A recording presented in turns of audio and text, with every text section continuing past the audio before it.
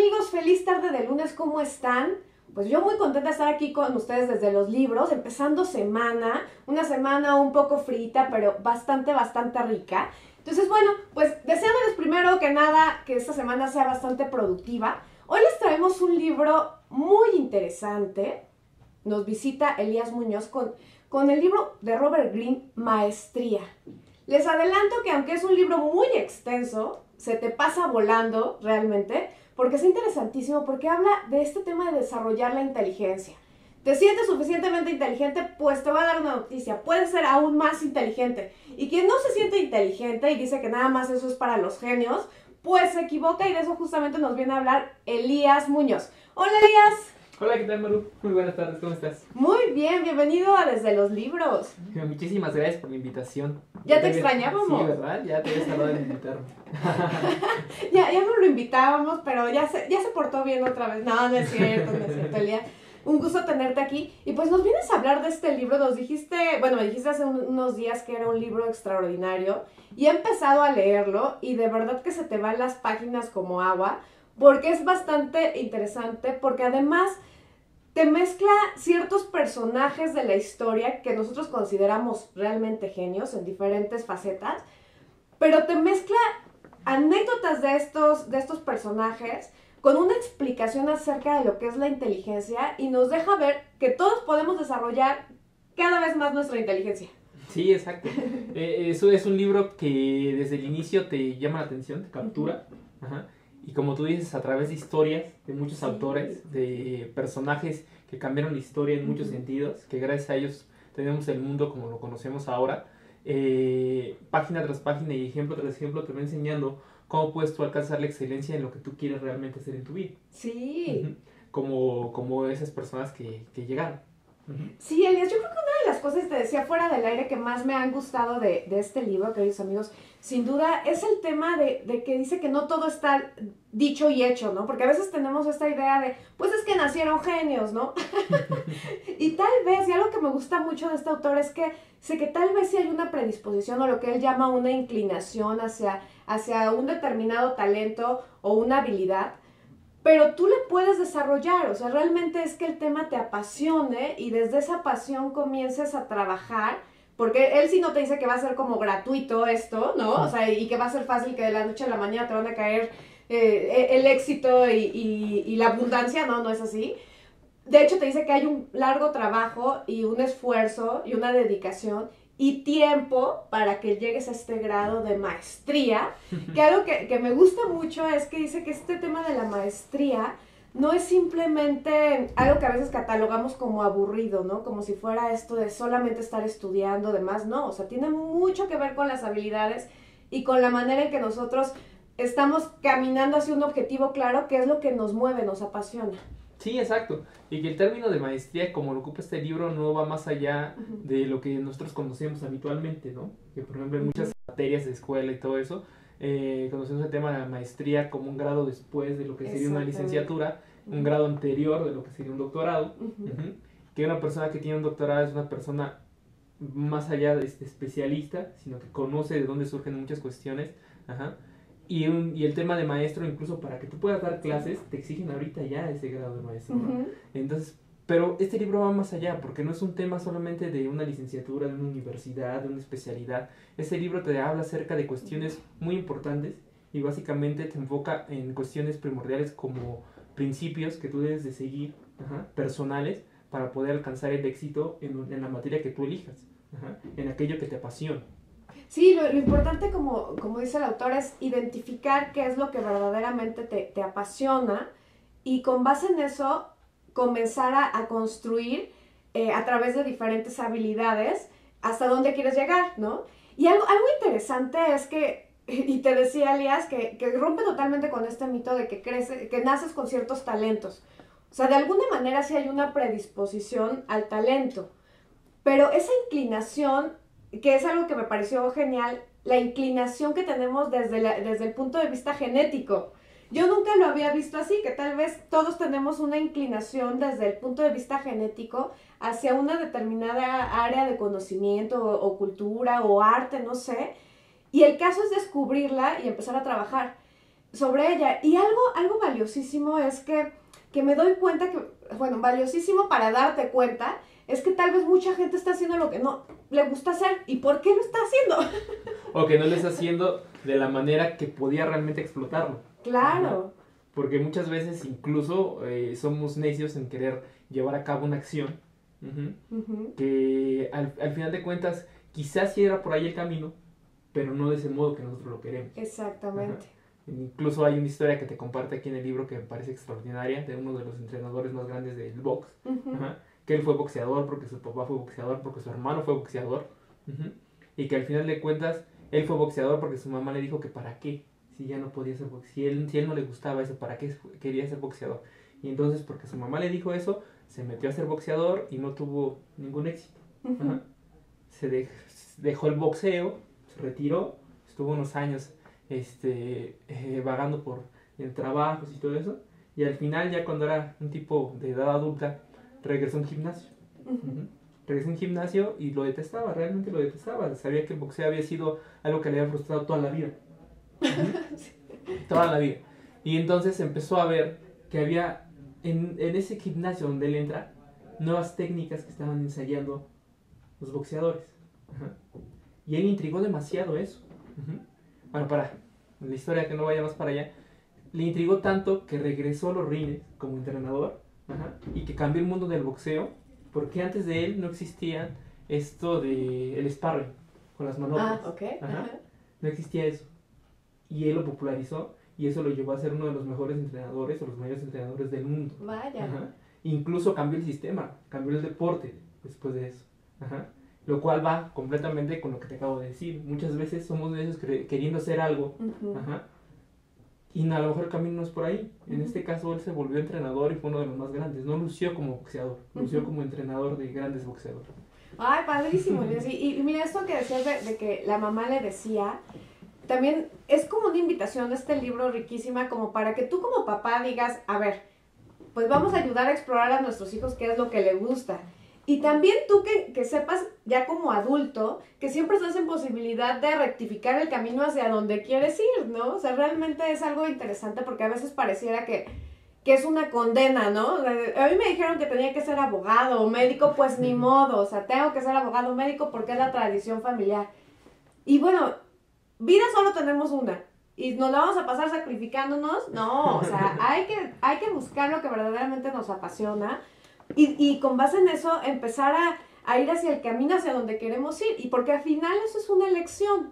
Pero fíjate qué importante se vuelve, Elías, y me quedo con esto que dices de la mamá, de cómo sí tiene un efecto o a favor o en contra de elegir nuestro camino. Muchas veces esta situación de la familia, sobre todo cuando eres niño, empiezas a perfilar hacia donde tus papás te guían. Por eso es también tan importante también que los papás pues no demos una línea directa hacia lo que queremos que sean los hijos, sino también ayudarles a descubrir qué es lo que les gusta y les mueve. Siempre va a haber una inclinación que tú a tu familia, a tus hijos, les impongas. A favor o en contra. Eso dependerá de tu personalidad, de tu forma de ser, de lo que si estás haciendo realmente te gusta y te apasiona, porque es algo que lo vas a contagiar. Y no por un tema de palabras, es un tema de hechos. El niño hasta los 5 años percibe completamente y todo es una interpretación para él. Y lo que ellos quieren ser es igual que los papás, o igual que las personas que los cuiden. Entonces es ahí cuando realmente se construye el carácter de un ser humano, es ahí donde realmente nacen las pasiones y las cosas que nos inquietan, que nos gustan, que nos atemorizan. Sí, y qué importante porque al mismo tiempo que tú los guías hacia un determinado lado, también puede ser que tú por rebelde hagas algo totalmente contrario, pero nada más por molestar a los papás y hay las dos vertientes. Pero fíjate que es muy importante el tema de la familia, fundamental, pero también es cierto que no estás inmerso solamente en un tema familiar. También puede, desde un niño que entra a un kinder, puede ya estar viéndose inmerso a tomar a su maestro o maestra como también una persona, un ejemplo, y también puede seguir por ese lado, ¿no? O ver a un amigo, el papá de un amigo y ir por ese lado, algo que realmente le impacte. Aquí, por ejemplo, el libro te muestra o te da la historia o el ejemplo de Albert Einstein. Su papá le regaló una brújula. Y de niño, a él le encantó la brújula solamente porque la aguja se movía. En orientación siempre hacia el norte. Y su papá le explicó que eso era por la atracción de la Tierra. Ajá. Ok. Y la fuerza de la gravedad y todo eso. Y entonces, Albert Einstein siempre quedó intrigado de que existían fuerzas que a lo mejor el ser humano no podía verlas, pero existían. Ujú. Y existían en la naturaleza. Ujú. Lo que lo llevó a dedicar toda su vida a la ciencia para poder descubrir y descifrar esas fuerzas que el ser humano no podía controlar y que es más, no podía ver. Sí, y fíjate, y cómo se originó de un obsequio que el papá le dio y que fomentó esta curiosidad, ¿no? Exacto. Y a veces no vemos como las cosas más simples de la vida, o sea, porque por ejemplo ayer que leía el libro, decía, bueno, cuando era niña y me gustaba hacer esto y me gustaba hacer el otro, y ahora veo que tal vez ciertas acciones que hice de niña, hoy comienzo a hacerlas también de adulto y son las cosas que más disfruto, ¿no? Ujú. Otro ejemplo, en contrario sensu, el caso de Mozart, que también te lo pone aquí en el Ujú. libro. Ajá. Su papá siempre le inculcó la música, el piano. Y él fue desde niño un genio en el piano. Y de hecho sí lo vendía, porque su papá lo vendía. Ajá. Se lo vendía a los ricos, a los duques y todo eso. Le vendía al hijo, al niño prodigio del piano. Ujú. Ajá. Y le encantaba y le encantaba y le encantaba. Total que llegó un momento en el que el papá ya no mantenía en la casa, la mantenía el niño. Ajá. Porque era realmente tenía una gran habilidad hacia el piano. ¿Qué pasó? El niño crece, se hace un poco joven, ajá, un poco adulto, y es cuando dice, realmente no quiero esto. No quiero mi vida estar interpretando canciones de otros. Ujú. Yo nací para crear canciones. Ajá. Y en el momento en que se lo explica a su papá le dice, no. O sea, no. Tú tienes que mantener a tu familia y tú tienes que hacer lo que a las demás personas les gusta. Ajá. Eso de andar creando, innovando música nueva y todo eso, eso no es para ti. Ajá. Y no te va a llevar a nada. Ok. Y entonces lo que hace Mozart es dejar a su familia. Ujú. Y a su papá jamás le volvió a hablar. Y su papá jamás le volvió a hablar a él. Ajá. Y su familia pues, lo desterró como tal. Pero gracias a él tenemos óperas y Claro. grandes composiciones que realmente impactaron y cambiaron el mundo porque él cambió y igual hizo un nuevo género dentro de la música. Ajá. Y sus composiciones alentaron a otros para hacer nuevas composiciones. Sí, de acuerdo, o sea, es ese tema justamente de cómo detectas tu pasión y entonces eso te hace tomar decisiones que muchas veces pues involucra hasta rupturas familiares, pero algo valioso del libro es que tienes que perseguir eso que te gusta, que te apasiona, porque entonces si no vas a estar en un camino constante de frustración y responsabilizando a los demás de lo que haces y o de lo que no haces. Y lo importante, el libro te dice, sí lo puedes hacer, o sea, y si hubo genios en la historia, tú también te puedes volver genio, quizá algunos con más esfuerzo que otros, ¿no? Pero al final todos tenemos esa posibilidad. Y algo que me encantó, Elías, y te lo decía fuera del aire, es el tema de que nuestro cerebro, esta plasticidad de nuestro cerebro, o sea que no es que ya nos dieron el cerebrito y ya así se quedó para siempre, sino que tú lo puedes modificar, lo puedes ir cambiando, lo puedes ir enriqueciendo. Entonces ese tema de ya, pues mi cerebro no da para más, es una total mentira, es una total mentira. Sí, claro, lo que pasa es que estás mal enfocado. Exactamente. Y Estás realmente diciendo algo que no te gusta. la mayoría gastamos mucho tiempo en cosas que están mal enfocadas. Sí. Ajá.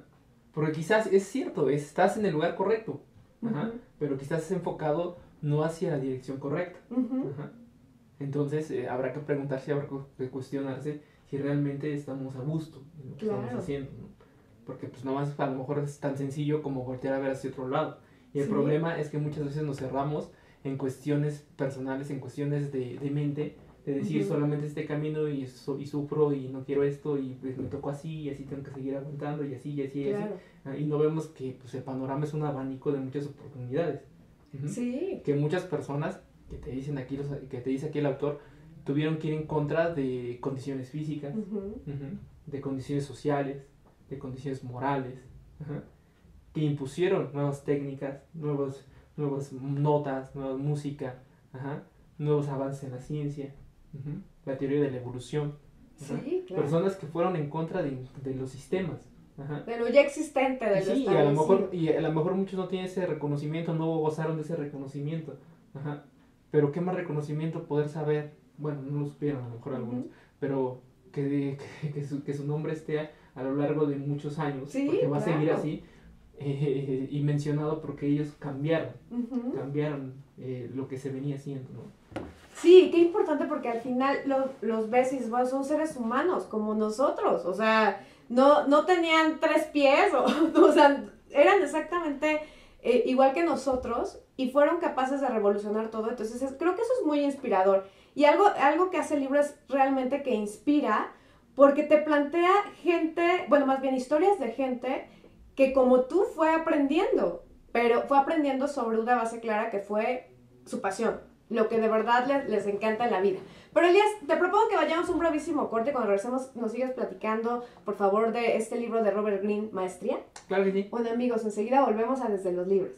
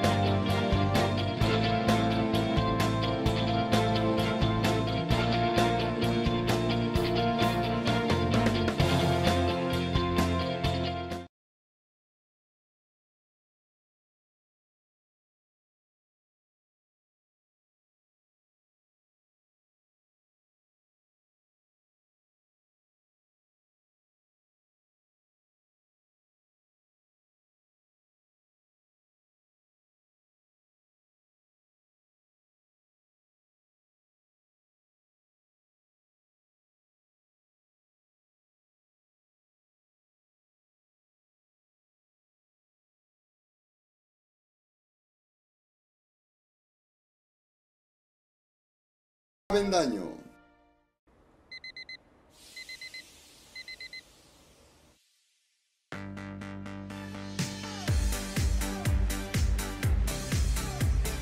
Cuando la vida te pone a sudar, hidrata la vida. Electrolit, científicamente hidratado.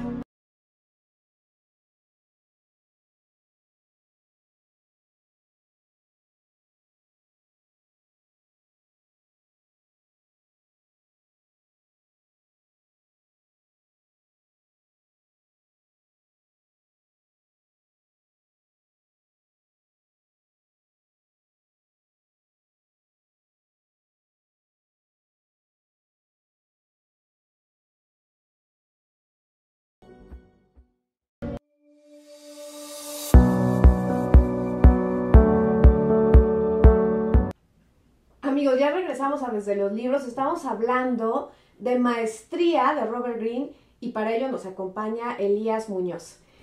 Elías, nos fuimos con esta emoción súper positiva de que cuando estás enfocado hacia un objetivo, hacia algo que te mueve a una pasión, vas adquiriendo muchas habilidades y que te sirven para llegar a ese objetivo, ¿no? Y es parte de esta maestría, que es lo que dice que implica bastante esfuerzo y bastantes horas, hombre, y de trabajo, el ir creciendo en la maestría. Pero lo importante es que una vez que tienes la maestría, ya lo haces de alguna manera un tanto automático que te da la posibilidad de innovar sobre esa maestría. Es decir, te vuelves muy experto en un tema, pero ya que estás en ese grado de expertise, ya tienes la posibilidad de hacer cosas aún más innovadoras en relación a lo que te apasiona. Exacto, exacto. Y la verdad es que te lo plantea de una manera muy sencilla, muy simple, ¿no? Muy fácil de digerir, y mientras lo vas leyendo te va contando anécdotas, pero también te va diciendo qué puntos tomar atención, en qué puntos realmente saber, y incluso el libro te lo dice, no puedes pasar del próximo capítulo si no has realmente hecho esa visión de qué es lo que te gustaba, o en la actividad que te encuentras, cómo puedes canalizar tus energías para obtener mejores resultados. Claro, y algo que yo pensaba mientras leía el libro era cómo ese tema del grado de maestría se va adquiriendo, sí, a través del tiempo y a través de una repetición de las cosas y demás. Y yo decía, bueno, sí es cierto, porque la primera vez que haces algo, pues dices, oye, a ver qué tal sale y todo. Y con el tiempo de repente ya lo haces mecánico. O sea, y yo, por ejemplo, decía, bueno, en el caso tuyo, ¿no? Tal vez cuando dabas la primera plática con emprendedores, decías, ay, no, ¿y qué tal? Y si les va a gustar y todo este rollo.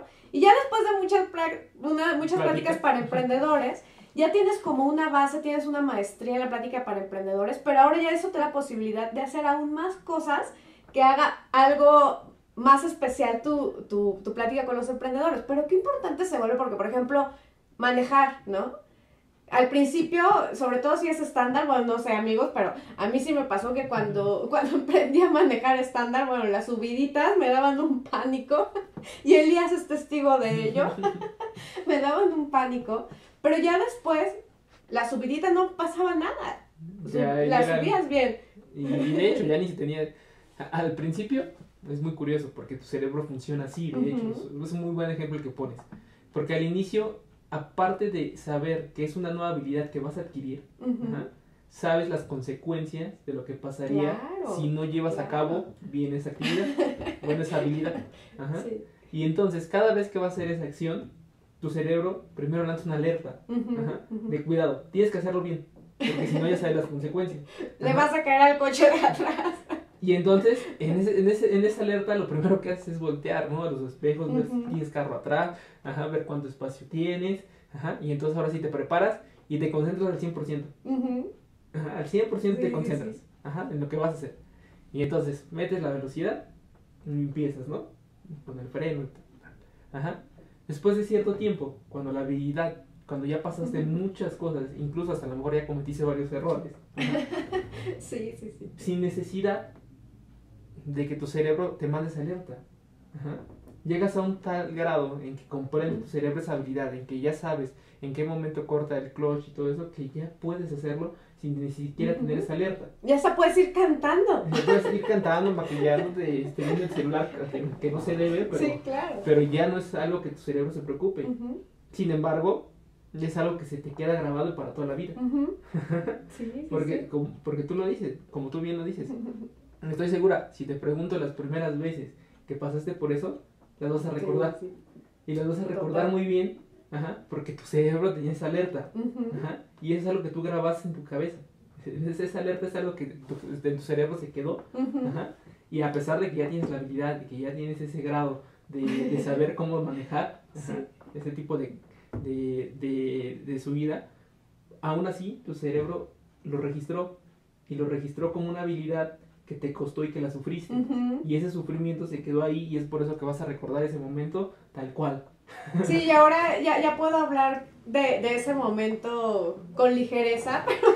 Con ligereza, pero aún tu recuerdo aún tu recuerdo te llega a hacer sentir ese sentimiento que sentiste cuando te exactamente, ¿no? Y la verdad, como bien dices, pues al inicio, cuando estás empezando algo, pues aparecen los miedos, ¿no? Estas reservas de qué tal si sale bien, qué tal si sale mal. Pero ya después, ya está ahí, ya está dentro de tu CPU y ya funciona mecánico, y entonces lo único que te queda hacer es cada vez aprender a manejar mejor, ¿no? Exacto. O de un estilo que a ti te haga sentir bien, y también que seas más considerado con los otros conductores, etcétera. Pero ya lo básico ya lo tienes. Entonces ayer yo decía, ¿cuánta verdad hay en este tema de adquirir la maestría en lo que haces? No es lo mismo cuando comienzas la universidad a cuando ya sales titulado de la universidad, ¿no? O sea, es impresionante porque él decía que no hay fórmulas mágicas, y me quedo con eso porque a veces pareciera que simplemente mentalizando te logras las cosas, y algo que me encanta de este libro es, dice, no, o sea, no es simplemente poder mental, sino que también tienes que machetearle. Trabajarle. Sí. Elías, Fíjate. te traes una frase ahí de primer nivel. Sí, que es con la que abre el libro. Fíjate que es con la que abre el libro la primera parte, la introducción, porque tiene una introducción acerca de lo que es maestría y lo que te vas a encontrar a lo largo de todo el libro. Y que me gustó muchísimo, incluso hasta la seccioné. Y que dice, tomar las riendas de nuestro destino para lograr metas extraordinarias. Es una promesa que te hace el autor. Claro. Es una frase del autor, es una promesa. Dice, tomar las riendas de nuestro destino para lograr metas extraordinarias. Y de ahí, ¿cómo la secciono? Tomar las riendas. O sea, realmente tienes las riendas de tu destino. O sea, Claro. sabes que realmente eres tú el único que puede impactar en tu vida, el único que puede hacer algo por sí mismo. Eso es tomar las riendas. Eso es. Luego, el tema del destino. Hablando de algo como subjetivo, sabemos que si pensamos nosotros que el destino ya es algo hecho, pues entonces ¿para qué nos ponemos a trabajar, Claro. verdad? Solito van a llegar. Pase lo que pase, va a ser lo mismo. Me quedo aquí sentado, voy a ganar los millones de dólares. Pues sí, claro. La verdad es que es eso, ¿no? O sea, saber que el destino no es algo subjetivo, que es algo que tienes que trabajar. Claro. Que entre más trabajes, mejor éxito y mayores habilidades vas a adquirir. Ajá. Te vas a sentir mejor y te vas a sentir un experto en la situación que estás viviendo. Luego, lograr metas. Algo que también hemos venido hablando durante mucho tiempo, ¿no? Acerca de la diferencia entre sueños y metas. Una meta es realmente un sueño con fecha de caducidad, algo que estableces tú y que nos vuelve la primera parte, tomar las riendas. Tomar las riendas es yo imponerme metas que realmente voy a cumplir. Claro. Sean metas pequeñas, sean metas grandes, yo mismo soy quien va a poner esas metas. Y entonces, para lograr ese destino, tengo que lograr esas metas. Entonces, lo que me lleva a que el destino, pues tú lo construyes. Y finalmente, extraordinarios. La palabra extraordinario. Extraordinario es fuera de lo ordinario, más allá de lo ordinario. A veces podría parecer que la gente siempre está cautivada porque sea más extraordinario. Normalmente las cosas ordinarias las vemos como algo más, algo sencillo, algo simple. Y hay veces que a lo mejor te juegas la vida por lograr algo ordinario, ¿no? Que muchas veces la gente ni siquiera te va a decir, pues está bien hecho, está mal hecho. Pero tú sabes que todo lo que tuviste que hacer para poder llegar a eso. Claro. Que a lo mejor es ordinario. Ahora, al momento de hablar de extraordinario es cuando tú ya tomas las riendas de tu destino, sabes lo que tú quieres, que te impones metas y todo eso, vas obteniendo habilidades que te van haciendo ser o salir fuera del promedio de las personas que se dedican a eso. Cuando sales fuera de ese promedio, la gente te voltea y te dice, es que ese tipo es extraordinario, o hace cosas extraordinarias, o sale de los problemas o resuelve los problemas de manera extraordinaria, fuera del ordinario de como el común de la gente lo resolvería. Pero es extraordinario, también es muy subjetivo, depende del cristal de quien lo mire. Claro, sí.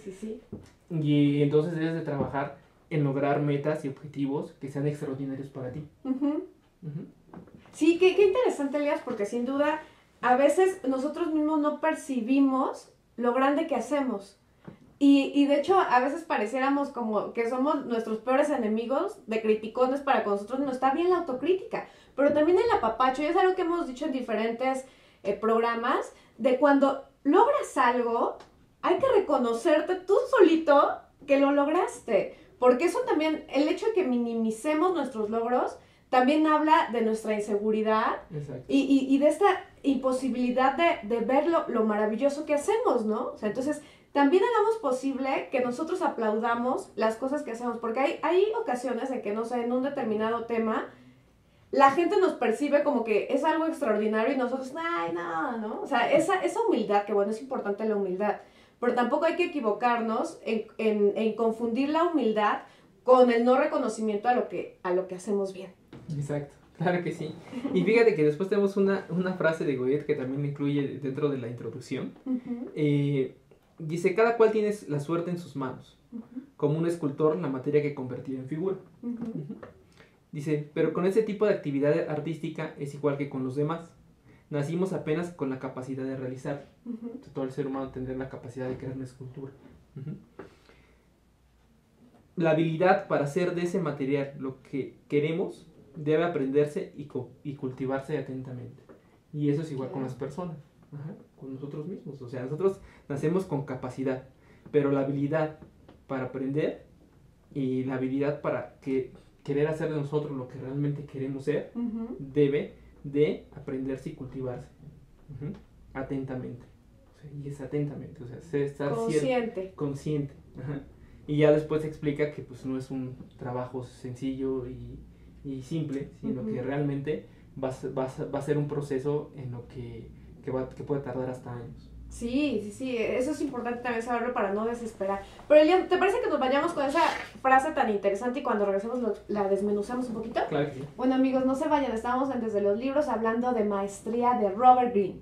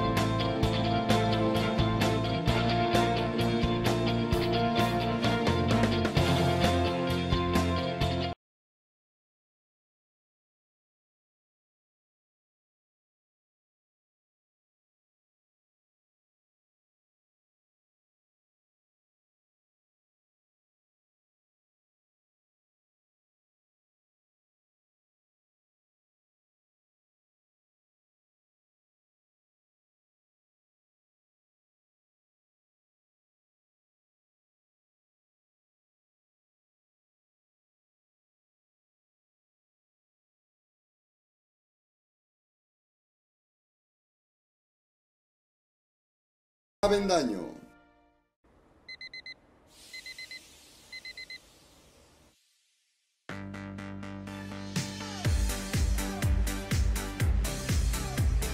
Cuando la vida te pone a sudar, hidrata la vida. Electrolit, científicamente hidratado.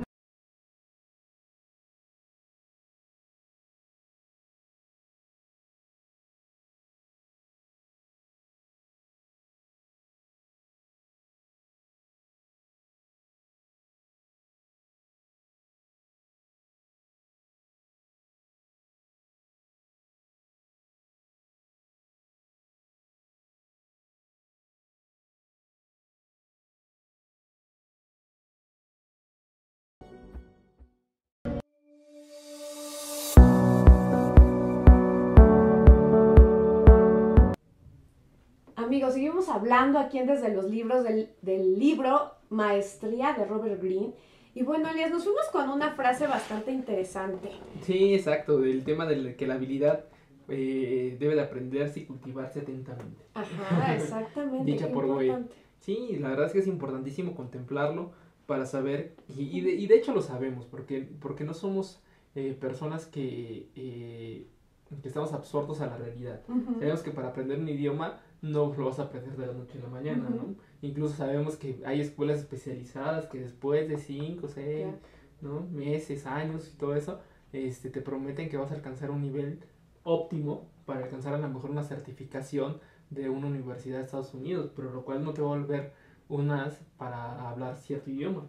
Sí, sí, sí. Y de hecho muchos te dicen, las mismas escuelas te dicen que tienes que viajar o tienes que hablar ese idioma con personas que lo hablan como nativos, su lengua, con su lengua natal, para que tú puedas de alguna manera desarrollar esa habilidad, consciente de que nosotros, y somos afortunados como mexicanos, el hecho de que podemos aprender otras idiomas y lenguas realmente de una manera magistral, contraria a lo que otros países no pueden aprender nuestro español mexicano de la misma manera. Sí, ¿no? claro, porque ahí tenemos luego palabritas como un poquito complicadas. Sí, entonces ese es un ejemplo muy claro. O sea, el hecho de aprender un idioma, tratar de aprender un idioma, aprender a manejar un programa en una computadora, aprenderte las leyes para un examen, algo así, requiere cierto nivel de estudio consciente en un desarrollo práctico 100%, que después de prueba y error, más errores que aciertos, vas a poder tener ese grado de saber por dónde sí y por dónde no. Claro, sí, totalmente de acuerdo, Elías. Oye, pues invitar también a los amigos a que nos contacten a través de las redes sociales, aparecen ahí en pantalla, pero por ejemplo el Twitter es @astele_tv y en el Facebook astele.tv, entonces contáctenos, pásenos preguntas o nos dicen qué tal les está pareciendo el tema, de qué otros temas quieren que hablemos, qué libros les gustaría de qué libros les gustaría que platicáramos, no sé, todas las inquietudes y todos los comentarios siempre son bienvenidos. Y bueno, Elías, la definición de maestría, ¿te parece? Sí, por favor. Porque hemos venido hablando de ella, pero el autor en la introducción nos dice que es maestría. Y te lo define como, hasta poético suena, ¿no? Qué Dice, bonito. porque es una existencia de poder e inteligencia que representa el punto más alto del potencial humano. Me lo define así, como es el punto más alto del potencial humano. Wow. Es la fuente de los mayores logros y descubrimientos de la historia. Dice, es una forma de inteligencia que suele llegar a nosotros en un periodo de tensión, un plazo, un problema por resolver, una crisis o cualquier otro. Dice, de alguna manera todos lo hemos experimentado. Dice, la razón de que sean pocos los que pueden desarrollar esa actividad es que la mayor parte del tiempo estamos inmersos en un mundo interior de sueños, deseos y obsesiones. Y entonces prácticamente esa es la definición de maestría. ¿A qué vamos? Que lo que nos quiere decir esto es que todos lo hemos experimentado y es muy cierto. Ya sea en la familia, en el trabajo o en alguna situación en la escuela, nos hemos visto inmersos en entregar un proyecto, Sí. en tener que pasar una materia, de saber que si no pasas el extraordinario te quedaste en la prepa, ¿no? Sí, claro, de, claro. de saber que si no entregas ese trabajo Esas tiempo, líneas mortales. o si no entregas ese trabajo como te lo piden, sabes que te estás jugando tu carrera o tu trabajo, y entonces cuando se despierta algo en nosotros que es que realmente incluso hasta no piensas en cosas normales como las que siempre pensarías, comer, beber, dormir, nada de eso. O sea, todo tu 100% está enfocado en terminar esa tarea. Sí. Cuando la terminamos y obtenemos resultados óptimos, te quedas con la sensación de poder, de que lo pudiste hacer, de que lo pudiste desarrollar, de que lo entregaste a tiempo, de que lo entregaste y que fue un éxito porque fue más allá de lo que esperaban y todo ese tipo de cosas. Y entonces nos quedamos con esa satisfacción inmediata de saber que hicimos algo extraordinario en un momento de crisis. Sí, sí, sí. Y entonces, ya, pasa. Y como seres humanos sabemos que en la próxima crisis la podemos resolver. Y hay mucha gente que se maneja a través de crisis, ¿no? Y que vive a través de crisis. Pregúntale a algunos abogados litigantes con términos constantes. Y entonces que viven un periodo de crisis. Y entonces tienen que estar ahí. Y ese tema de la maestría nos dice, ¿qué pasaría si no ocuparas este poder, esta fuerza o esta habilidad en momentos de crisis? Y que tú mismo como persona pudieras desarrollarla como algo nato, como algo que sea parte de ti, sin tener que depender de algún tema de crisis para poder desarrollarlo. Claro. Porque nos sentimos muy bien cuando acertamos, pero nos sentimos totalmente mal, pésimo, cuando a pesar de haber desarrollado toda esa habilidad, de concentrarnos al 100%, los resultados no son óptimos. Y es cuando los cuestionamientos pueden ser más rudos y más fuertes, porque a pesar de haber dado todo tu potencial, no obtuviste los resultados. Entonces, este libro lo que te dice es, ¿qué pasaría si utilizas este poder en tu vida ordinaria? Sin tener que utilizarlo solamente en un tema de crisis. En emergencia. En emergencias, exacto. Oye, Elías, algo que me gusta, y ahorita que mencionabas esto, hay una parte en el libro que me pareció fascinante, porque decía justamente que, bueno, esta reacción, esa capacidad de reacción que nos hace pensar en lo que jamás nos pasaría de repente por la mente, una circunstancia de estrés, de crisis, de repente te da la solución que estabas durmiendo y en el sueño te apareció la solución a un problema que te estaba dando durante días vueltas en la cabeza. Y algo interesante es que dice que cuando tú tienes ya un grado de maestría construido, digamos, llega un punto en donde se funde con la intuición. Pero que, o sea, no es simplemente la intuición, sino es esta fundición entre la intuición y la maestría. O sea, cuando ya tienes muy aprendido el camino y eres como no tan racional, sino también te dejas llevar como por este lado emocional, de repente puedes estar abierto a escuchar respuestas que siendo el 100% racional no podrías escuchar. Entonces también te invita como a ser niño en ese sentido, y eso es algo que me gustó mucho del libro.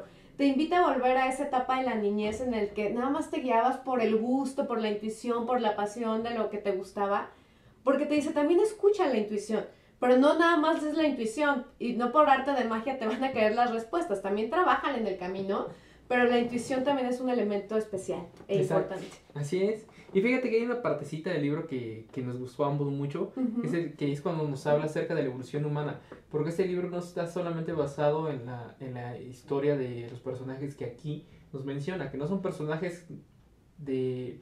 que no te habla solamente de personajes de historia de hace mucho tiempo, también te habla de maestros del siglo XXI para acá, de personas que aún en las condiciones que vivimos ahora, que tenemos mayor oportunidades de distracción, hay personas que realmente han abierto un nicho o han creado nuevas técnicas o tecnologías en sus campos, que han innovado, no solamente los grandes maestros. Pero nos habla acerca de la evolución humana, viéndola desde un sentido, desde que el ser humano nace en África y está en la estepa y baja de los árboles, y te dice que hay dos cuestiones o dos características que ayudaron mucho a nuestra evolución, que es el tema de la visión y la socialización. Que la visión ayudó al ser humano, nuestra visión nos ayudó a poder tener un enfoque y el tema de también saber, de sentirnos seguros, porque no somos una especie que tenga manera de defenderse. Claro. Lo único que ahorita nos pone arriba de las otras especies es nuestra capacidad intelectual. Después de eso, el tema de la socialización también llevó al ser humano al tema de protegerse a sí mismo. Y en esa protección a sí mismo se tuvieron que inventar métodos. Y estos métodos fueron hechos a través de millones de años de evolución. Claro. La creación de armas, la creación de la ropa, la creación de saber acerca de qué frutas comer, qué frutas no comer, de cultivarlas después, de crear una civilización. Todo eso fue cuestiones de millones de años de evolución. Entonces, no podemos, ahorita, nosotros lo que estamos obteniendo es una herencia genética, como tú dices, de millones y millones de años de evolución. Algo muy importante que te menciona el autor es las neuronas espejo. Gracias a que nosotros tenemos esa capacidad, que es una capacidad casi innata nomás del ser humano, que te dice que mi manera de aprender va a ser, o que tú me enseñes, va a ser viéndotelo hacer. Viendo hacer lo que tú haces, yo voy a estar viendo, observando y lo voy a tratar de reproducir. Claro, imitando, ¿no? Imitando. Y esa es la descripción de los niños como tal. Sí. Y ahora, esponjitas. Y te dice, no existe otro ser vivo que requiera tanto tiempo para estar listo para afrontar la vida. Nosotros como seres humanos somos la especie que más se tarda en estar lista para enfrentar la vida. ¿Por qué? Porque precisamente, a pesar de que tenemos una herencia muy, muy grande, que es nuestro cerebro, que viene de años de evolución, hay habilidades que tienes que aprender, que te tienen que enseñar. ¿Quiénes? Las personas que te cuiden. Pero esas personas te van a enseñar cómo se vive en este mundo. Claro. Y como somos una especie que evolucionó demasiado, que utiliza el cerebro y todo eso, realmente nuestras habilidades para poder estar listos para este mundo requiere de mucho tiempo. O sea, hablemos de más de 10 años, por lo menos más de 10 años, para que tú estés apto para salir y pelear en este mundo, ¿no? Y otra de la cualidad única que desarrolló el ser humano en la evolución es la capacidad de entrar en la cabeza de otro e imaginar o sentir lo que piensa. En la naturaleza no existe otra especie que tenga esa capacidad de solamente al mirar al otro saber lo que piensa, lo que imagina, incluso lo que siente, ajá, y incluso sentir eso que siente. Uh-huh. El ser humano tiene la capacidad de recordar el pasado. Muchas especies solamente viven en el presente. Uh-huh. De saber los acontecimientos que pueden suceder, hablando acerca del futuro. Ajá. Y que hablamos de un futuro que puede ser inmediato o un futuro posterior.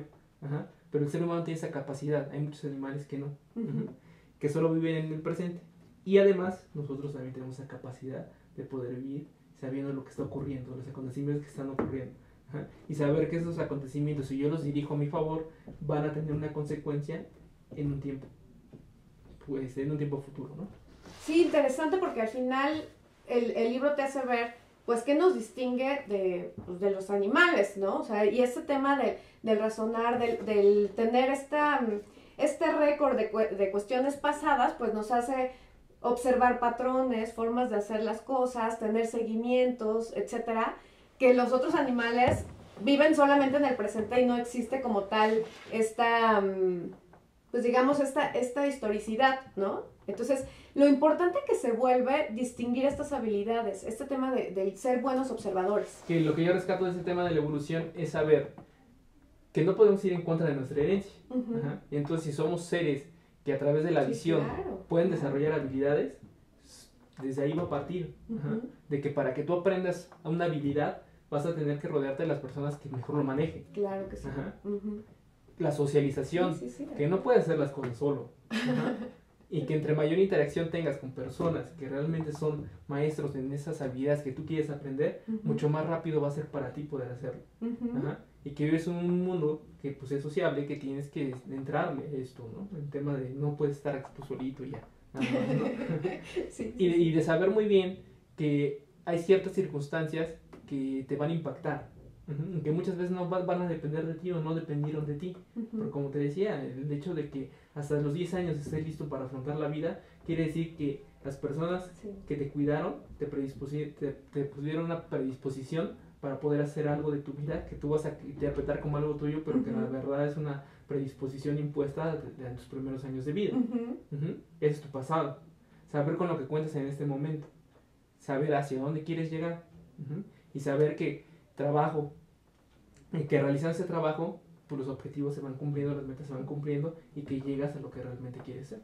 Sí, qué importante todo lo que dices, Elías, porque sin duda lo que aprendemos también de nuestro entorno, de nuestra familia, a veces cuando tienes que tomar decisiones en relación hacia dónde quieres ir en tu vida, pues es romper con lo aprendido y reaprender nuevas formas de hacer las cosas. Es un reto y tal vez dirán los amigos, ay, sí se oye muy fácil y en la práctica no es nada fácil. Y no, de hecho no es nada sencillo, porque es cambiarte el chip de todo lo que has aprendido y quedarte con lo que de verdad le está abonando a lo que tú quieres hacer hoy en día. Pero lo maravilloso de este libro de Robert Greene es que nos dice, pues es que básicamente todos tenemos el mismo cerebro. Sí, y fíjate algo importante, una frase de Emerson que también menciona en el libro, dice, un hombre debe de aprender a detectar y mirar desde adentro esa chispa que brilla en su mente. Claro. Pero subestima sin chistar su pensamiento, porque es suyo. En cada obra del genio reconocemos ideas nuestras que hemos rechazado. Ellas vuelven a nosotros con cierta majestad prestada. ¿No? Y entonces es eso, es mucho lo que dices. Muchas veces nosotros mismos nos castigamos y nos ponemos el freno. Ajá. Sí, y muchas veces ni siquiera queremos decir lo que sentimos o queremos dar las ideas que pensamos por miedo al rechazo, por miedo que no se lleven a cabo o porque no sabes cómo llevarlas a cabo en este momento. Ajá. Y entonces eso nos hace retraernos, ¿no? Pero decir que a ti se te había ocurrido cuando alguien más lo dice y dice, ah, sí, a mí ya se me había ocurrido esa idea, ¿no? pero la gran diferencia es eso, poder ejecutarlo, saberlo ejecutar. Claro. Ajá. Y entonces... no nada más decirlo y pensarlo, o sea, no, hacerlo. Claves para alcanzar la maestría, se podría decir. Ese es el tema que nos dice en el libro. Dice que todos nacemos con el mismo cerebro y más o menos con la misma configuración. Sí, exacto. ¿No? Y potencial para alcanzar la maestría. Pero ¿por qué solamente algunos pueden brillar en sus campos? ¿Qué pasa? Y dice, miles y miles de niños exhiben una habilidad o talento excepcional, pero relativamente pocos llegan a eso. Sí. El ejemplo que te pone aquí es la historia de Francis Galton y Charles Darwin. Ujú. Charles Darwin, todos sabemos que fue el creador de la teoría de la evolución. Ujú. Su primo era excepcionalmente más inteligente que él, y de hecho, en una entrevista, Darwin dice que él era un chico muy ordinario, más bien inferior al intelecto, que no poseía una mente ágil, ni capacidad para seguir un razonamiento largo y abstracto. Su capacidad era muy limitada. Él lo declaró, él lo dijo. Pero tenía una gran pasión, y esa gran pasión surgió de niño, y que era coleccionar especímenes biológicos. Lo cual lo llevó a estudiar medicina por imposición de su papá, que después de que estudió medicina, obtuvo un puesto en una iglesia, para que no, porque su familia era de una posición buena, y entonces su papá no quería que Darwin, al no ser médico como él, se quedara sin nada. Entonces le buscó un puesto en la iglesia para que él pudiera tener algo para su futuro.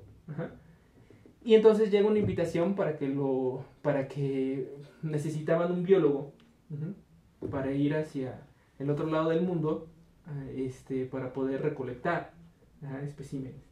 Y entonces un amigo de Darwin le ofrece ese pasaje en el Beagle, y le dice que pues es su oportunidad. Su papá le dice que no, tuvo un buen de cosas, él tiene que hacer todo lo posible para convencer a su papá, y se embarca.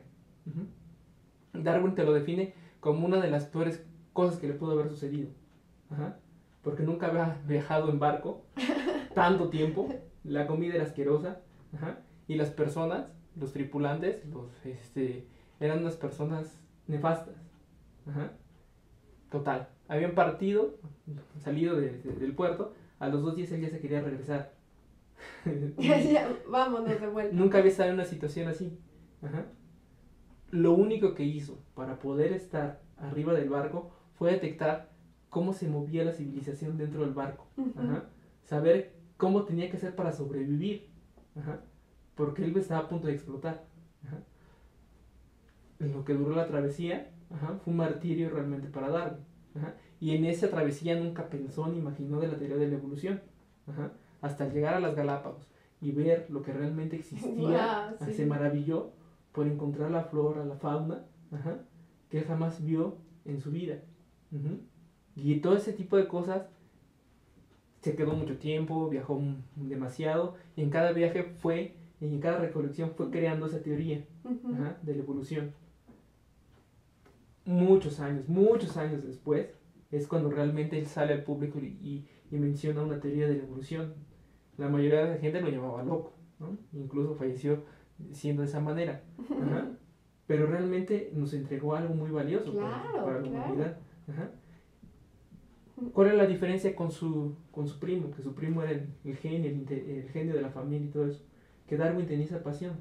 Y que esa pasión lo hizo resistir todas las vicisitudes. Sí. Y que lo hizo resistir a pesar de que la gente no confiara en él, que los científicos no confiaran en él. Y que lo hizo seguir para imponer su teoría de la evolución.